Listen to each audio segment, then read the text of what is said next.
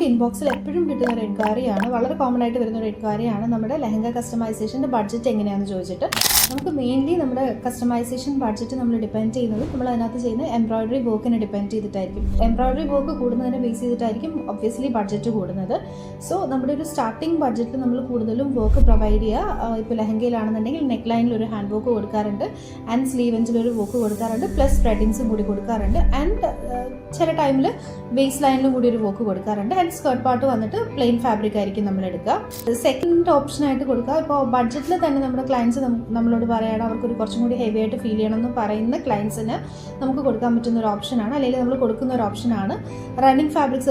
Running fabrics and ഡയബിൾ fabrics ഇപ്പോൾ മാർക്കറ്റിൽ available ആണ്. സോ റണ്ണിങ് ഫാബ്രിക്കും ഡയബിൾ ഫാബ്രിക്കിൽ ലക്നൗ ചിക്കൻകാരി ഫാബ്രിക്സ് അവൈലബിൾ ആണ്. സോ അത് ഡൈ ചെയ്ത് പോർഷനിലും കൊടുക്കാം, ആൻഡ് ദെൻ സ്ലീവ്സിൽ ഒരു ചെറിയൊരു എംബ്രോയിഡറി വർക്ക് കൊടുക്കാം. സോ അതും നമുക്ക് ബഡ്ജറ്റിൽ ചെയ്യാൻ പറ്റുന്നൊരു, നമ്മുടെ ഒരു സ്റ്റാർട്ടിംഗ് ബഡ്ജറ്റിൽ ചെയ്യാൻ പറ്റുന്നൊരു ഓപ്ഷനാണ്.